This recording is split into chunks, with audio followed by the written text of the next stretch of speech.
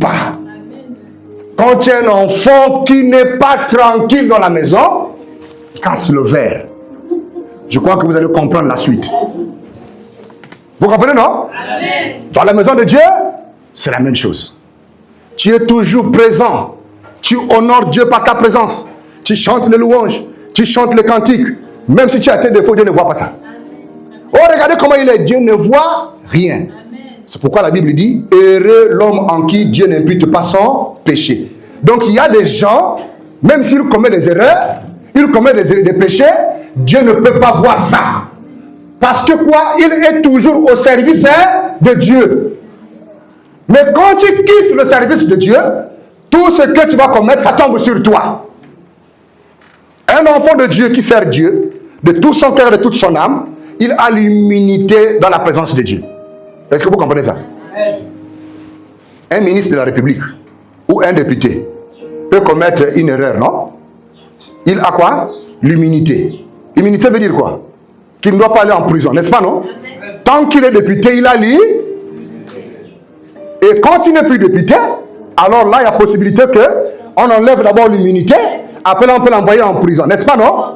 Tu es fils de Dieu dans la maison de Dieu. Tu as l'immunité, la grâce, le sang de Jésus est sur toi. Peu importe ce que Satan cherchera à faire dans ta vie, il ne pourra pas. Parce que tu es dans la maison de Dieu. Parce que tu sers Dieu. Vous comprenez?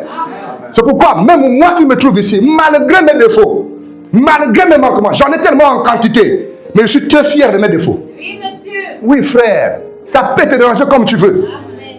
Toi, ça te dérange.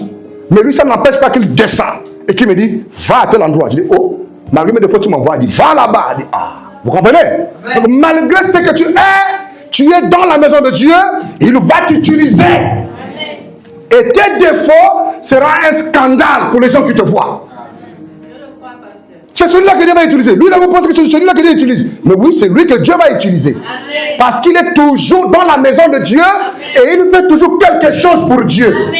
Il n'utilisera pas quelqu'un qui est dehors. Amen. C'est toi qu'il veut utiliser. Amen. Vous voyez, ça ne fait pas partie de mon sujet. Mais l'attention est venue là-dessus pour vous faire comprendre que fixez votre attention à Dieu plutôt que votre problème. Amen. Dieu est plus grand que ton problème. Amen. Abraham a attendu 25 ans avant que l'enfant vienne. Amen.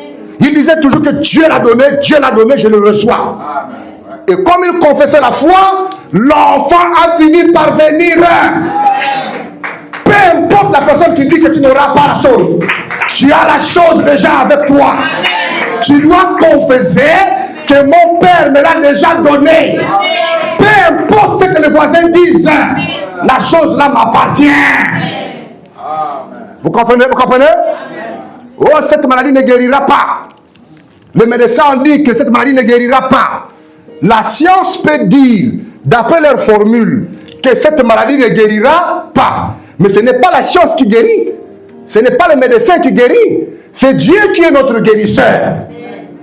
Donc vous devez persévérer dans les souffrances. Vous devez persévérer dans les problèmes. Et de ne jamais murmurer devant Dieu quand vous passez des moments difficiles. Mais en toutes choses, vous devez toujours lui dire que ton nom soit béni, Seigneur. Tu sais pourquoi tu le permets que ça vienne dans ma vie. Et là où toi tu passes, l'autre n'est pas obligé de passer par là. Est-ce que vous comprenez? Quand on donne à quelqu'un un montant de 100 000 francs CFA, toi tu as vu, mais c'est Dieu qui l'a récompensé. Vous allez vous rendre compte que le même jour, le voisin qui a vu, oh, mais moi aussi. Mais toi aussi pourquoi?